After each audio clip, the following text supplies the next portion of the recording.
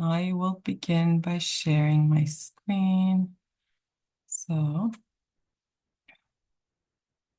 there we go. Okay. So today's session is on bioidentical hormone replacement therapy, as you know, and the reason I wanted to have this session is because I find a lot of patients have many questions and concerns regarding them, especially because there's so many general misconceptions around them. As you may know, there was a study back in the 1990s, early 2000s, that showed a lot of negative side effects correlated with the use of hormone replacement therapy. And since then, we've sort of ignored it fully. And so women's health has been ignored for a good part of the past few decades. And that's not been fair to females. And so the goal is to just educate as much as we can because some of the very recent research is showing a lot of great benefit to their use. Just a few notes. We're recording this session, so if you feel more comfortable keeping your camera off or not using your full name for privacy, feel free to do that. All right, so next slide. So this is the basic summary of the difference between bioidentical hormones and what's been known as the traditional hormone therapy. The reason I want to start here is because many of the reasons we need to have these sessions is because a lot of the understanding around hormone replacement therapy is based on the old therapy and the old science. And so we need to really break some of those myths down. And that's why I want to start with this. So bioidentical hormone, as the name implies, are hormones that are identical in structure and function to your natural hormones. So similar to estrogens and progesterone that your body produces. Synthetic hormones, on the other hand, are extracted from horse urine, and they're synthetic progestins, which they do not have the same function as your natural progesterone. So in the chart here, you'll see the red indicating the synthetic hormone, the green bioidentical hormone. So their source is different. So like I said, horse urine versus natural sources, soy and yam based, where bioidentical hormones come from. The delivery method is different. So it used to be that we would give these hormones orally, and there are reasons why we don't do that anymore because a lot of the harmful side effects are related to the route of administration being oral. So with the bioidentical hormones, they're always usually patches or gels or cream or suppositories, specifically more so with estrogen. Progesterone doesn't matter as much if it's oral or not. Then there's customization. So bioidentical hormones, we tailor it to the individual needs. So depending on your age, depending on your signs and symptoms, depending on, your medical history, your family history, we want to make sure that these hormones are safe for you. So there is no one dose fits all, which was the old way of doing hormone replacement therapy. And what the research shows is that the old hormone replacement therapy resulted in higher risk of breast cancers, blood clots, which led to strokes and heart disease. Whereas with the bioidentical hormone, because of the difference in the hormones and the route of administration, there aren't such side effects any longer. At least that's what the studies show. And more than that, we find that there is reduced risk of mortality, reduced osteoporosis risk, reduced cardiovascular risk, reduced Alzheimer's disease risk. So there are many benefits to the use of these hormones, which is why I'd like to get this information out there about them because, like I said again, females in studies have been ignored for the majority of Western medicine science. Researchers chose not to include female bodies in their studies, whether it was for a blood pressure medication or cholesterol medication or you name it. Most studies were always done on males because females' hormones change from day to day. And because of the confounding effect of these hormones, research chose not to include the female body. So for many years, we don't really have much knowledge and understanding of the female body. And so we're just beginning to understand how these hormones impact the female body, not just when it comes to puberty, fertility, menopause, but for various other systems in the body. So this is the study that created a lot of negativity around hormone replacement therapy, and for good reason, because this was based on the synthetic hormones. Um, as I said earlier, the route of administration was different, the type of hormone was different, whereas with the bioidentical hormones, um, different hormones, different route of administration. The next page is a good page to look at just because it more clearly refines what I'm talking about. So the red bars refer to synthetic hormone replacement therapy, which is the old traditional hormones that were used, and the green refers to the bioidentical hormones. So these are the studies that this graph is based on. And what we know is synthetic hormones increase breast cancer risk, increase stroke risk, increase heart disease risk, and blood clots. Whereas with the bioidentical hormones, we do not see the same. There's a slight increased risk in breast cancer, slight stroke, but that one number one would even be equivalent to the population at large, even if they were not given these hormones. And again, when we look at total mortality risk being reduced, I feel that's all I need to know. If once I get on these hormones, my risk of dying is reduced, I feel I'm good with that. So, and I'll leave some room for questions afterwards, of course. So feel free if this is not completely making sense to you to ask any questions that may come up. Now, I wanted to show this graph just to help you understand why the route of administration is important. When we give estrogen orally, so you swallow it, it enters the gastrointestinal tract, and immediately it enters the liver for processing. The processing of estrogen in the liver increases clotting factors, which is why you have an increased risk of blood clots, which then leads to stroke and heart attacks. This effect is bypass. We bypass the first pass effect, is what we call it, when we give estrogen topically. When we apply the cream to the skin, it gets absorbed, it enters circulation straight from there, and does not enter the liver for that extra step in processing, which increases the chance for blood clot formation. So estrogen topically, just as beneficial, actually more beneficial. What more beneficial is perhaps not the best way to say it, but you need a lower dose of the estrogen when you apply it topically because it's more potent. So you use half the oral dose, so that itself is very ideal. And also because it's not entering the liver, you prevent the formation of blood clots.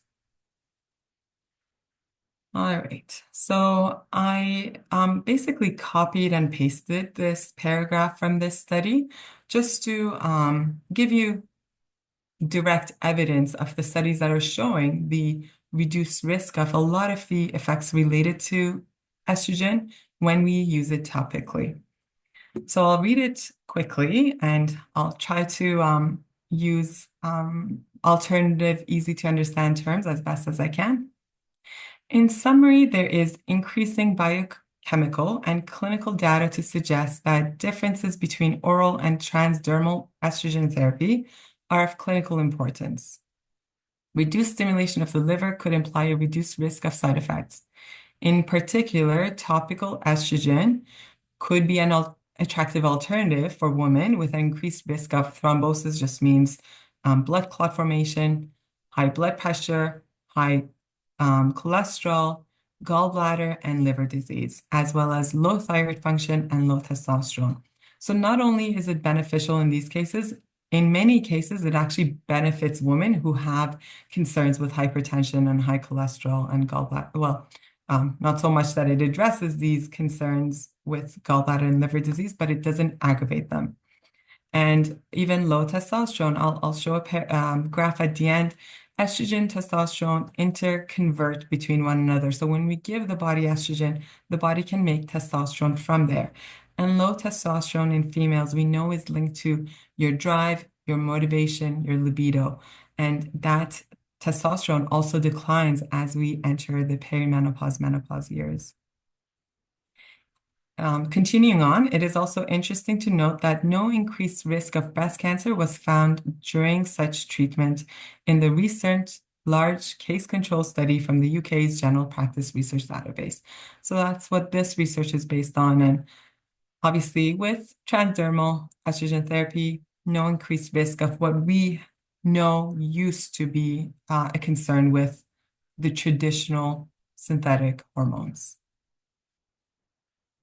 So what are some of the benefits beyond perhaps menopause? Because most females think of hormone replacement therapy, you start using it as soon as you get to menopause or as soon as you begin to feel uncomfortable from menopausal symptoms. But there's a lot more to it than just that. So of course, it's effective for menopausal symptoms like hot flashes, night sweats, mood swings, sleep issues, and vaginal dryness. But it's also very effective for premenstrual syndrome. So, those symptoms you get the days leading up to your period. PMDD, which is a more intense form of PMS. It's a premenstrual dysmorphic disorder. So it comes with a lot more mood changes, irritability, notably, and perimenopause symptoms. So before you fully hit menopause, your body, as it begins to lose some hormones, as estrogen, progesterone levels drop, you begin to have symptoms. More specifically, irritability, restless sleep, feeling warm, or this burning, feeling, itching sensation of the skin that some people think maybe it's allergies, but I have found I've had patients have their allergic reactions even reduce as we balance the hormones. Energy and memory changes because we know decline in estrogen impacts your brain health and specifically memory. Some long-term health benefits of hormone therapy include supporting your bone density, so protection against osteoporosis, and supporting cardiovascular health, so prevention of stroke and heart attacks. Estriol, one type of estrogen that we use in bioidentical hormones specifically, has anti-inflammatory properties. So it's something we can use for joint health, joint pain, arthritis, feeling achy and fatigued, muscle fatigue, and that sort of thing. That can come on as a result of hormones dropping also. But also estriol is a milder form of estrogen, which makes it safer for anyone who might have a family history of breast cancer or uterine cancer. Lastly, as you support your sleep and your moods and your energy, of course, there's an improvement in quality of life. So I think anyone could enjoy that, right? Okay, so more specifically on PMS and PMDD, a lot of times during the premenstrual phase, the hormone that specifically is responsible for a lot of these symptoms is progesterone. So oftentimes, the only thing we need to support is progesterone. And that is something that we use just the week to 2 weeks prior to expected menses. And that can really help reduce anxiety, irritability, any sleep changes, and generally as progesterone has a calming effect on the brain, it supports moods as well. All right. And I'm just flying through these slides because I want to make sure we leave enough room at the end for any questions you might have.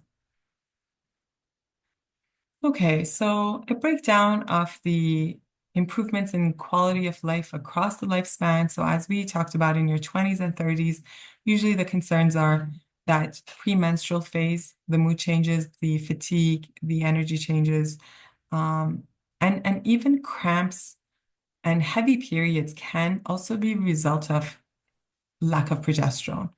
And so supporting those can really help regulate cycles and prevent a lot of the symptoms that come with your periods, if the periods are not healthy and optimal, and also the premenstrual phase. Of course, fertility and reproductive health, specifically if there are what we call luteal phase defects, again, that week to 2 prior to your period, usually linked to a deficiency in progesterone, which we can support by adding in progesterone during those days. In midlife is when perimenopause begins. So in your late 30s to your early 40s, that's when your cycles begin to shift. They can get longer, they can get shorter, they can get heavier, they can get lighter. Your PMS may go from a day to two to lasting as long as 2 to 3 weeks even. I have some patients who, they feel good for the first 5 to 10 days of their period, and the rest of the month they're just feeling unwell and feeling sometimes even personality changes, because if you're not sleeping well, you're not handling stressors well, your moods will change. And so it can be really debilitating depending on the severity of the shifts in these hormones. So, like I said earlier, sleep and mood improvements by supporting progesterone, bone health by supporting estrogen. Specifically, we know there are estrogen receptors on your bones, and the healthier your estrogen levels, the stronger your bones are. There are even studies that show that when females start the birth control pill too early, so let's say you're 16, 17, starting the birth control pill, that synthetic hormone shuts down your natural hormone production. At a time when your body is still building bone, up until the age of 25, you're really optimizing, you're still growing. And if you start taking birth control pill, females who start really early, there's evidence that shows they do not reach their full capacity of bone formation when they're on these synthetic hormones. So again, goes to show how essential the bioidentical hormones are for general well-being, including bone health.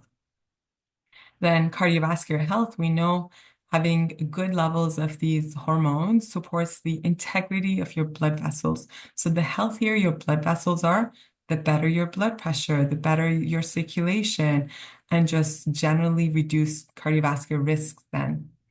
As well, we know estrogen impacts your glucose metabolism, and a lot of the studies these days show whether it's Alzheimer's or cardiovascular disease, it's all linked to a condition called insulin resistance. If nothing else changes in your life and you hit your 50s and 60s and estrogen levels begin to drop, your diet may not change, your activity level may not change, your sleep may not change, but your insulin resistance will go up. And insulin resistance itself is enough to cause inflammation that then causes a lot of issues with cardiovascular disease. And that's because estrogen levels dropping, insulin resistance increases, and hence inflammation increases. So it's very interconnected, but my goal is to help you understand that hormones also play a role, even though it may not seem like it when it comes to inflammation and cardiovascular disease and Alzheimer's disease. Estrogen plays a role. Then, as you get older, oftentimes, females who are in their 60s and 70s, they don't have the hot flashes and the night sweats anymore. But that's when they notice the cognitive decline.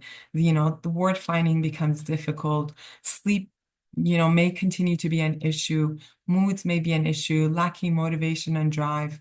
And of course, joint and muscle health, feeling really stiff and not being able to maintain the same level of activity as they used to be able to. And of course, again, energy and vitality plays a role, and I'll show it to you on the last page because our hormones are interconnected. When a couple hormones begin to drop, it puts a strain on the organs responsible for the production of these hormones.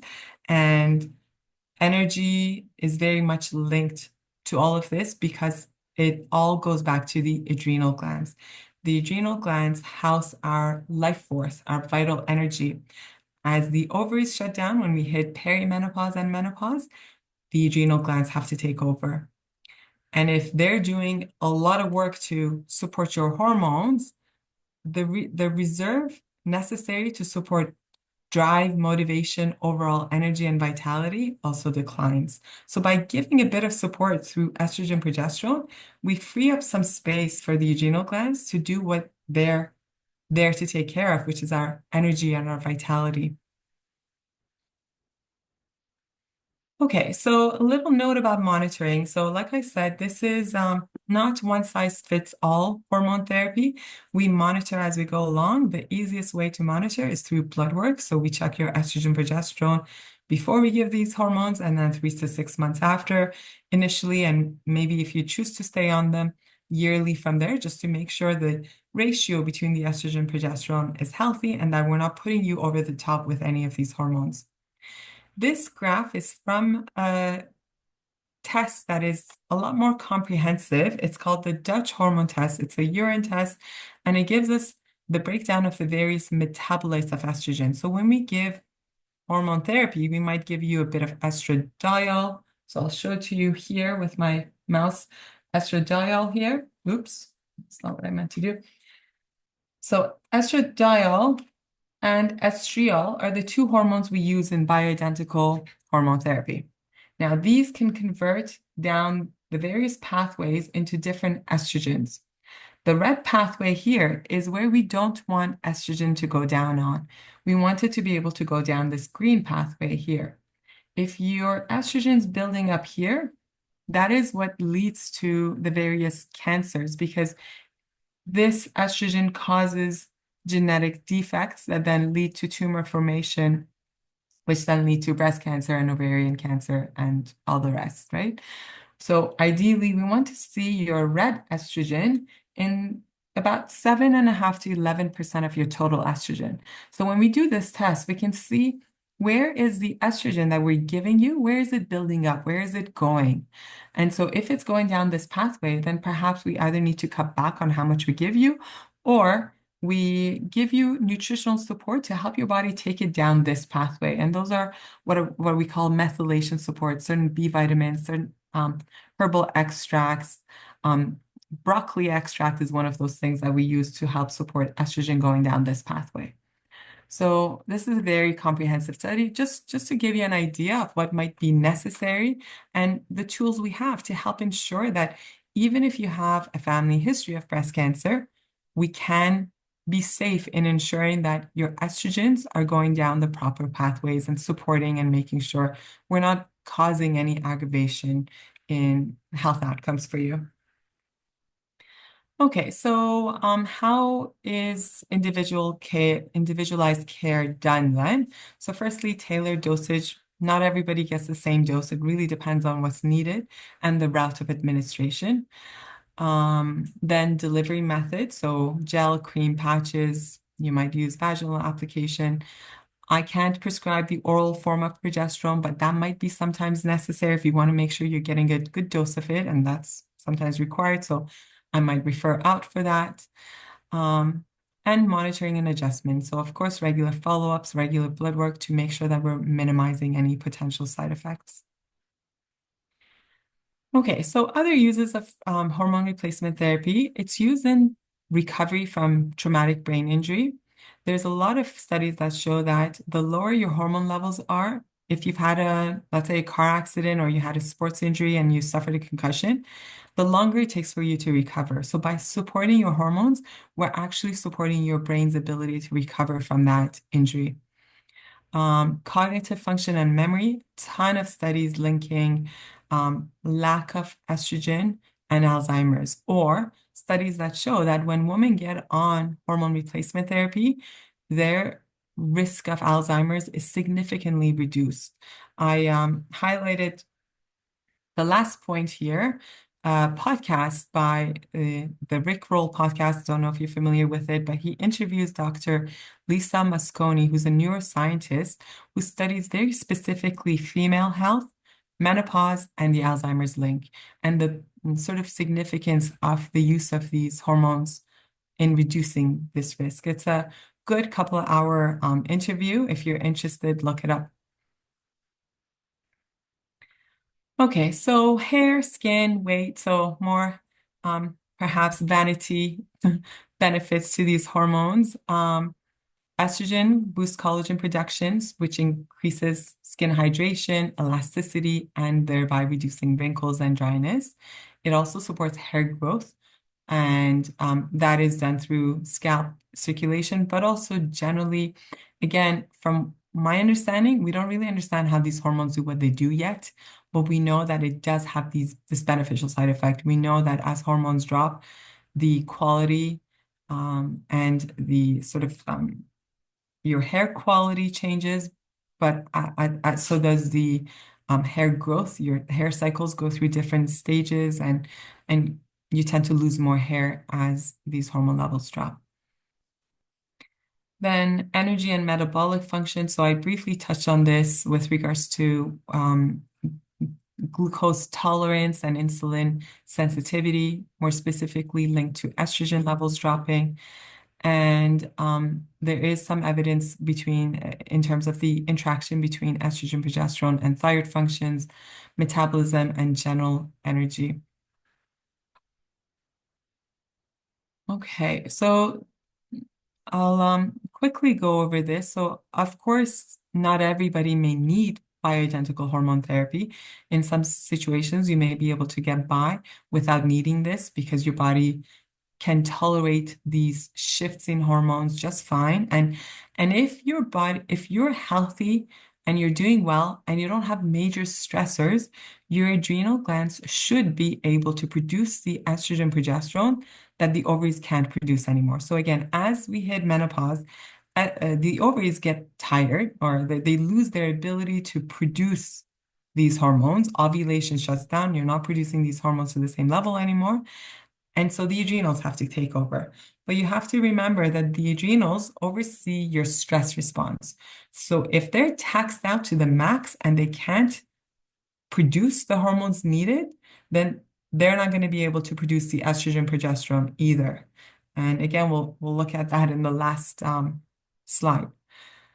But yeah, basically, depending on the symptoms you're presenting, whether it's PMS or perimenopause or menopause, depending on the symptoms, we decide how much, depending on your family history, your own medical history, if there's a risk of breast cancer or cardiovascular disease risk, we ensure that any dose we give you, firstly, is safe. And if we decide that no dose is safe, there's also the herbal alternative approach. There are herbs that bind those hormone receptors slightly weaker, but enough to reduce symptoms to a mild degree. And if your symptoms are mild, that may be all that's needed.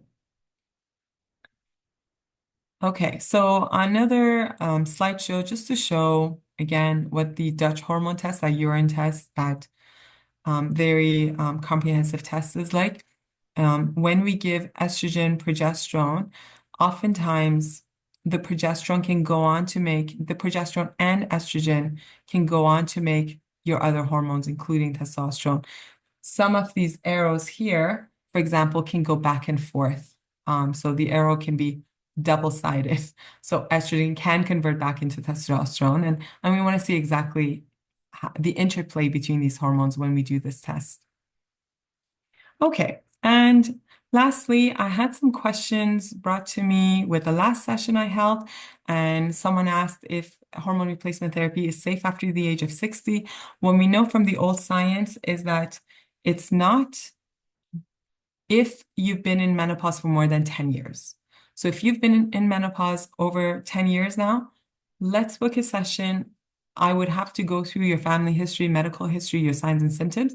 It could still be done, but we just need to be more careful. And then someone else asked whether you can stop. How would you stop these hormones? And that's where I like to show this diagram. And this is what's happening in your adrenal glands. So your adrenal glands take cholesterol and make all of these hormones. This is the precursor to all of these hormones. Now, if your body is under a lot of stress and it's needing to take this pregnenolone and convert it into cortisol, you don't have enough reserves left for the other hormones. So just wanted to show this just to show that if all else is well, you may be able to easily get off these hormones. But if not, we may need to support your adrenals at the same time to ensure that as we are taking you off the bioidentical hormones, your body has the capacity to make its hormones on its own. All right, so now I'm going to end the slideshow as I'm getting notification that our time's running out. So feel free to open up your mics, your video if you want to, and I'm here for any questions you may have.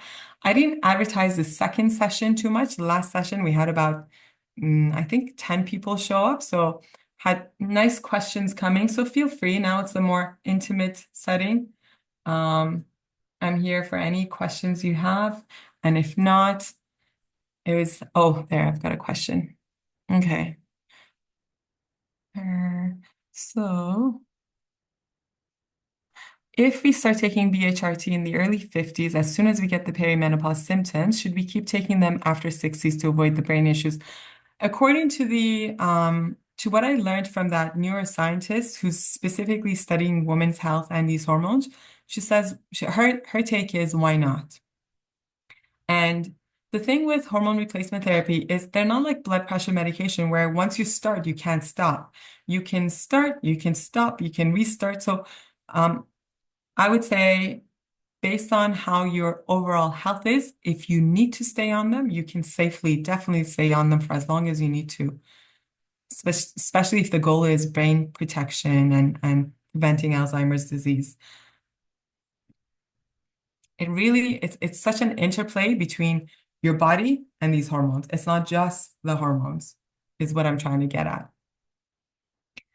How long does it take? It really depends what's going on. If symptoms are really intense and severe, it might take 4 to 5 weeks, maybe even longer, maybe 6 weeks. And it depends on the dose. So if we're cautious, we might start at a lower dose and not see significant results. And so we would need to up it. It depends on the severity of your symptoms and the dose we start at. If we're like, no, we feel safe, we feel comfortable, symptoms are severe, and we give you a good dose to start with, you might see improvements within even a couple of weeks. All right, so I hope I've answered your questions. I hope you've benefited from this session. If you have further questions, feel free to book a consult.